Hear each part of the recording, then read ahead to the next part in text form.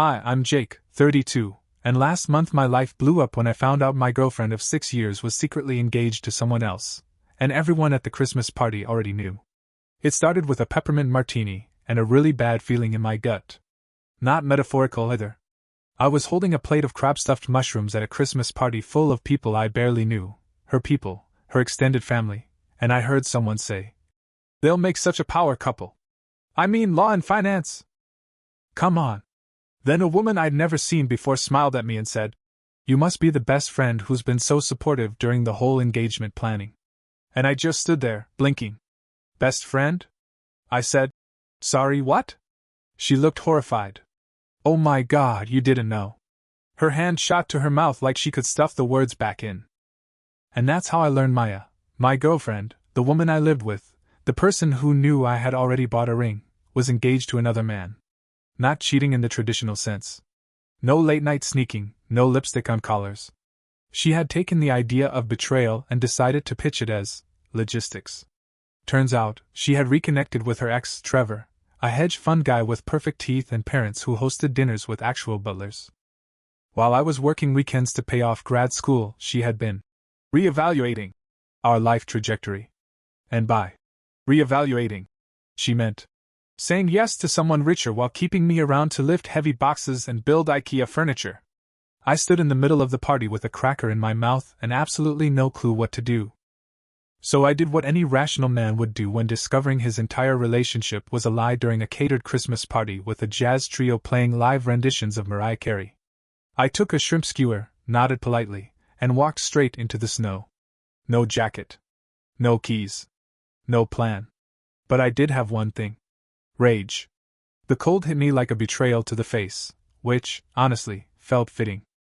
I was standing in 3 inches of snow outside Maya's aunt's house in Westport, Connecticut, in dress shoes and no coat, holding a shrimp skewer like it was a weapon of justice.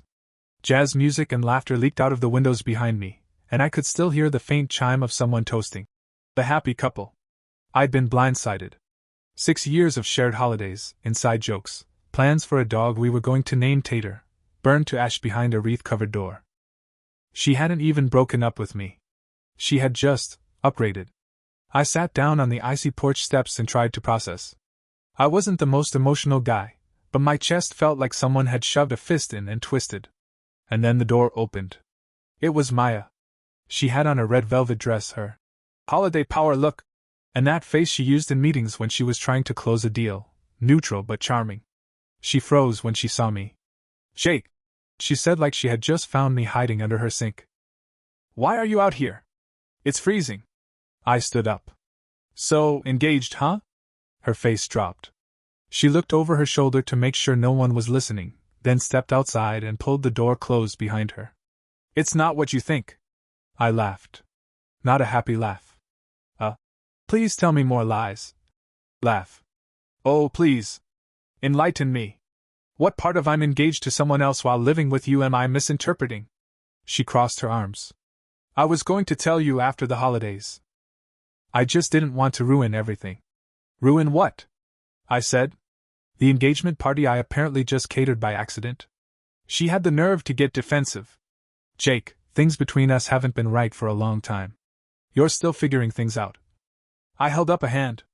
Don't you dare make this about my career path. I had recently left a high-paying tech job to start my own design firm. It was risky. She said she supported it. She even helped me decorate the office space. Apparently, Trevor offered more stability. Her word, not mine. "You were a safety net," she said, voice low. Trevor was the future. And just like that, I realized I wasn't heartbroken. I was done. I looked her in the eye and said, "Then I hope you both have a future full of matching luggage and silent resentment." I turned and walked back to my car.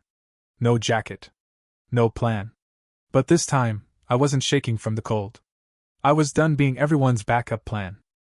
I made it halfway down the driveway before realizing I'd left my keys in the coat closet. You know, inside the house. The house where my ex-girlfriend/roommate/fiancée to someone else was now sipping champagne, while her family admired her ethically questionable ring. So I did what any rational man would do. I marched straight back inside like a man possessed. Except this time, I wasn't invisible. Maya's cousin saw me first and did a double take, whispering something to a woman in pearls, who immediately pulled out her phone and started typing. I walked past the caterers, past the group gathered around the fireplace, and into the front hallway where I could see the coats hung neatly on a standing rack. My gray peacoat was right where I'd left it, draped over Maya's. I reached in, found my keys, wallet, gloves. Then I made the mistake of turning around. Trevor was standing there. I'd seen him before. Once. A photo on Maya's phone 2 years ago she claimed was an old friend from college. He looked like a finance brochure come to life. Navy blue suit, Hermes tie, the tan of someone who, winters, places. He gave me the exact look you'd expect from a man who just found out his fiancée lived with another guy who apparently didn't know he was an ex. "So," he said, voice crisp. "You're Jake." I zipped my coat. "Yup." He nodded, like this was some informal interview he intended to pass. "I wasn't aware you were still around." "Yeah," I said. Surprise. Then Maya appeared again. Her heels clicked across the polished wood floor like an approaching migraine. "Can we not do this here?" she hissed. But Trevor, good old Trevor, stepped into full corporate damage control. "No, let's be honest. You've been stringing him along, Maya. That's not fair to anyone." "Oh, now you want honesty?" Maya snapped. "You proposed while I still had boxes at Jake's apartment. You said you were moving out. I said I was thinking about it." The hallway had gone quiet. At least 3 party guests were pretending to look at their phones while standing completely still and absorbing every syllable like gossip-fueled sponges. I raised a hand, half in surrender, half because I was honestly too tired to care. "You know what? I'm done. I'm not mad anymore. I just want to go home and light something on fire for symbolic reasons." Maya glared. "Jake, don't make a scene." I stared at her. 6 years. 6 birthdays. 6 years of Sunday coffee runs, of helping her dad fix the gutters, of skipping vacations because she had deadlines, of calling her home. I took a breath. "Maya, this is the scene. You wrote it. You cast it. I'm just now realizing I was never the main character." I left to a slow, stunned silence that felt a lot like applause if you listened hard enough. My apartment was quiet when I got back. Half our furniture was hers. Her coat was still hanging by the door. Her mug, the one that said, "Future is female," sat on the counter. I didn't throw anything. Didn't scream. I made tea. Then I sat at my kitchen table and made a spreadsheet titled, "The New Life of Jake." Row 1, burn leftover photos. Row 2, eat an entire cake. Row 3, tell everyone what happened. Row 4, redecorate. Row 5, get the hell out of this apartment.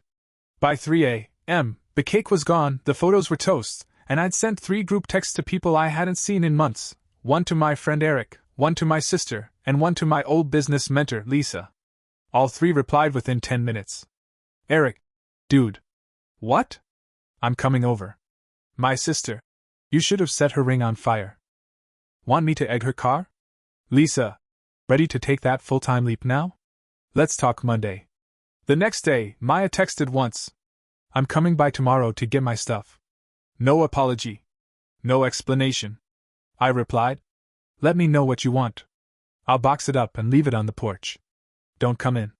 I never heard back. And for the first time since the peppermint martini, I felt good. I'd just been publicly betrayed, humiliated, replaced, but suddenly, I had something I hadn't felt in years. Freedom. The first thing I did that morning, before brushing my teeth, before checking emails, before even taking out the trash, was drag Maya's French press out of the cabinet and yeet it directly into the bin. Petty? Maybe. Therapeutic? Absolutely. That stupid glass cylinder had been the symbol of every Sunday morning compromise I ever made. She liked dark roast. I liked cold brew. We used hers. Always. And now, her espresso machine, her fancy mugs, her minimalist kitchen decor? Boxed up and labeled. Not my problem. By 10 a.m., I'd packed 2 full boxes of her belongings, all with a level of emotional detachment that would make a Buddhist monk proud. Her color-coded books? Packed. Her throw pillows from some influencer collab? Packed. That hideous abstract painting she said evoked the rawness of capitalism. Not just packed, double-bubbled and zip-tied. I left the boxes on the porch with a sticky note that read, Please take your curated Kates and have a nice life. Jake. But then I hit the closet. And that's where I nearly lost it.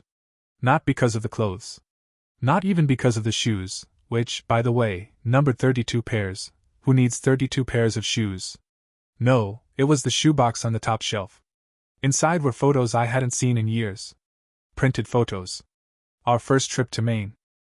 A selfie from the day we moved in together. Polaroids of lazy mornings and grocery store runs, and one where we were laughing so hard I had tears in my eyes. I was holding a spatula. She was holding a burnt pancake. We looked happy. We were happy. And that's when it hit me, the Maya I loved, truly, deeply loved, was gone long before Trevor ever showed up. She'd just forgotten to tell me. That afternoon, Eric came by with bagels and a six-pack. "Breakfast of champions," he said, tossing me a sesame. Eric was my best friend from college. The guy who once got us kicked out of a bar for arguing too passionately about the best Batman. Spoiler, he was wrong. It's Christian Bale. Don't at me. He sat on the counter, took one look around and whistled. "Dude, you cleaned?" "I exorcised," I corrected. He nodded.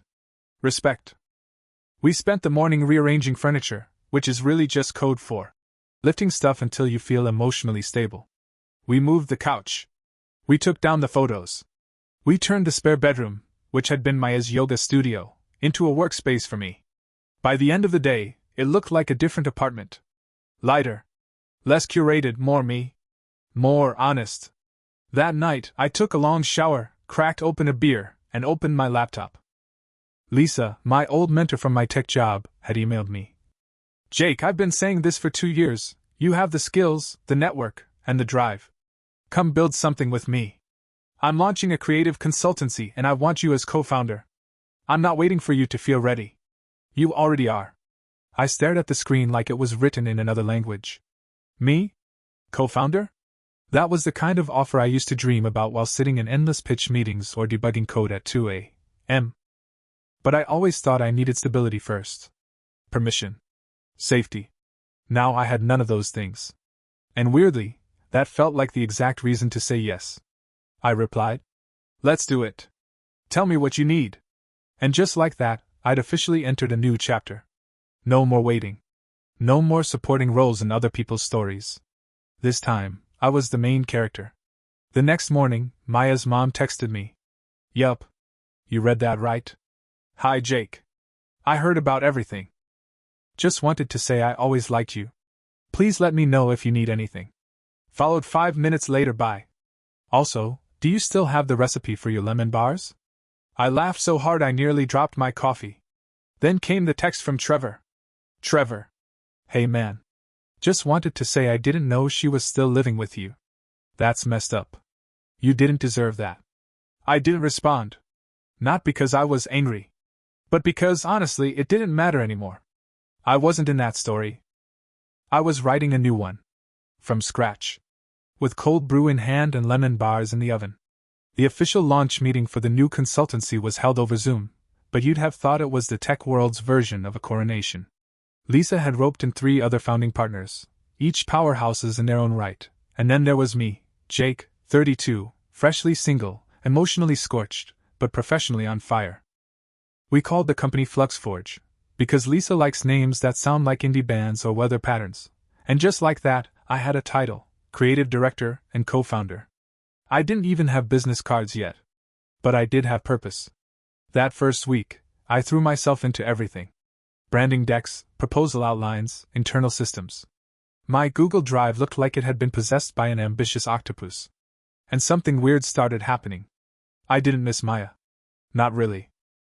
What I missed was the version of myself I had to mute around her. The Jake who got excited about design trends.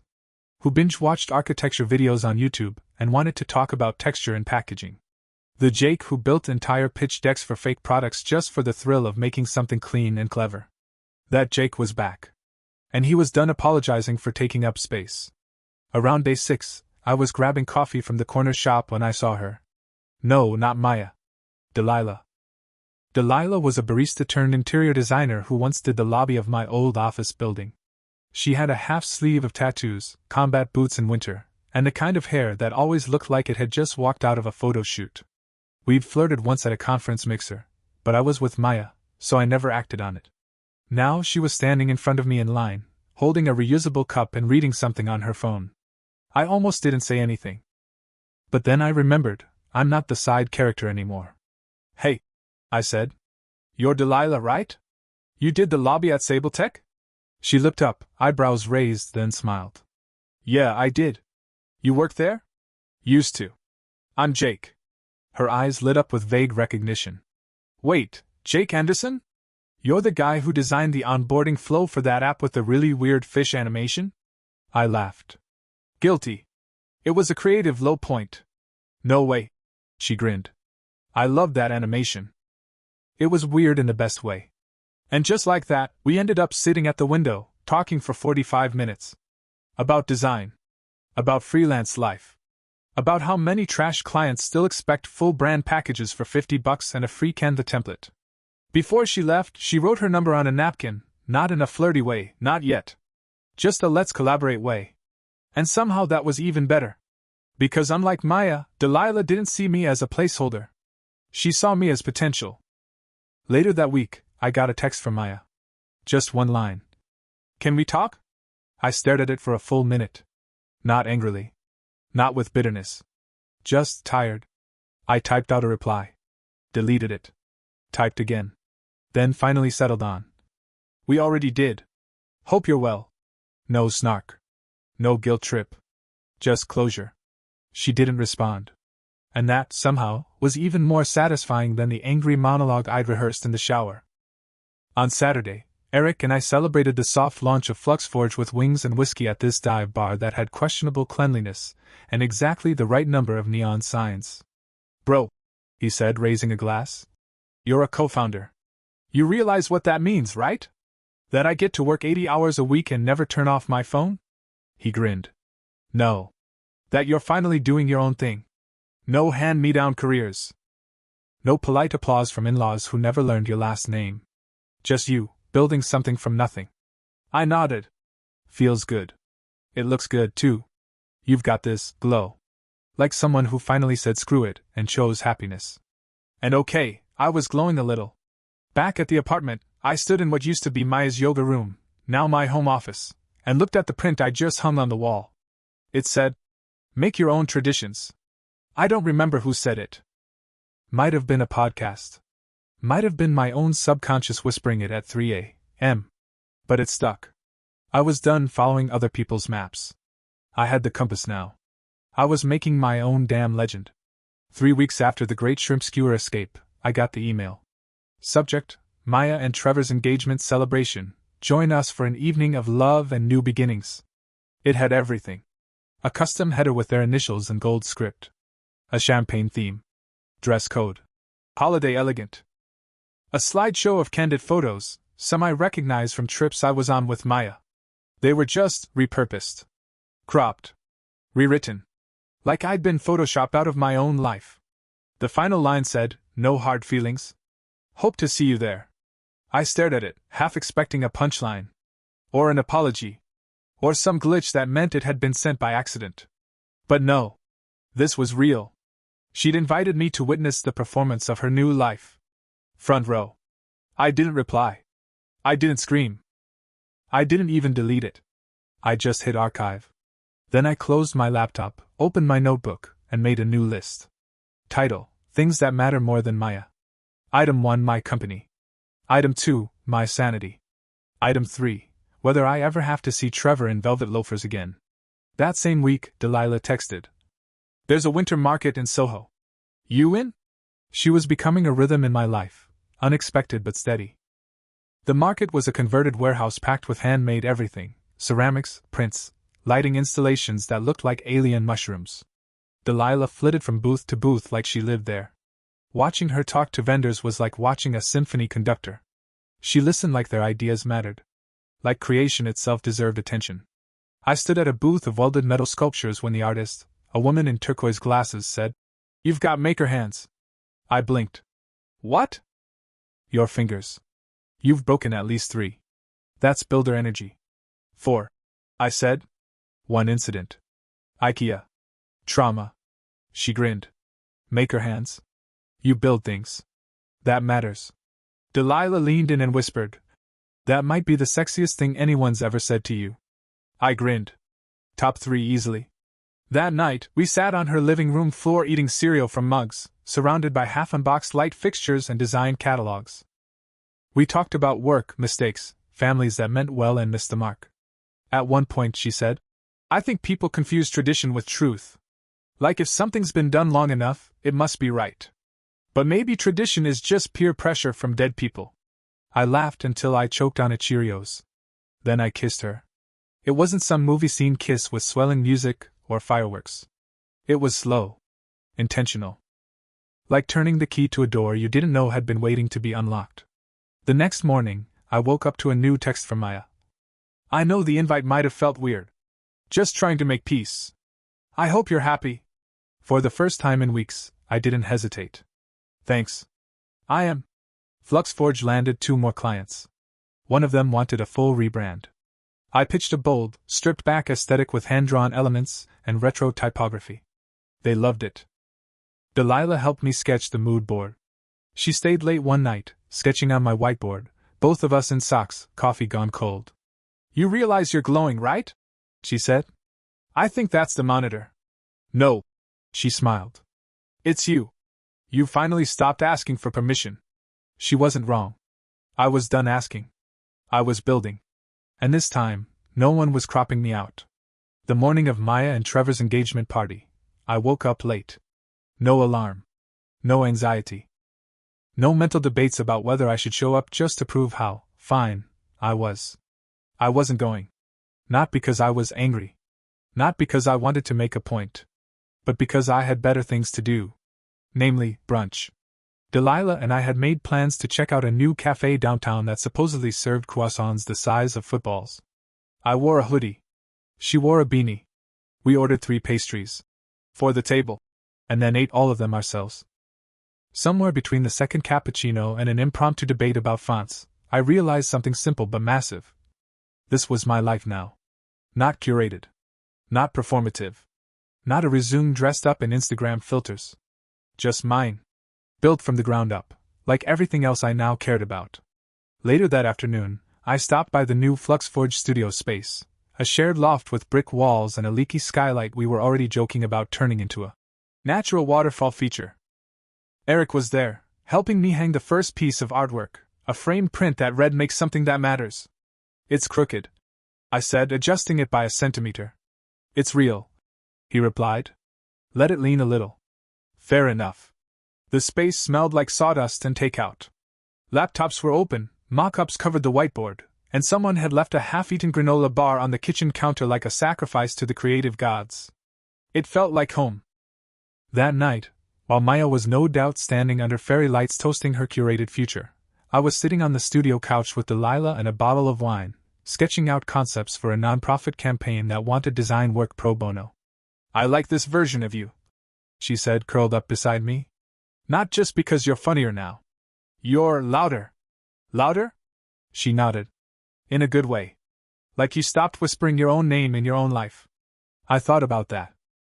For a long time, I'd operated like a footnote. Like an assistant in someone else's memoir.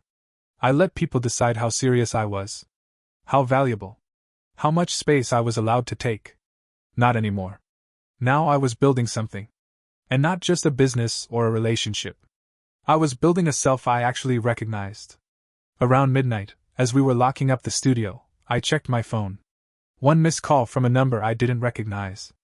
Then a voicemail. It was Trevor. "Hey Jake, Weird to be calling, I know. Just wanted to say, tonight made me realize some stuff. About Maya. About all of it. Anyway, I don't expect a call back. Just congrats on FluxForge.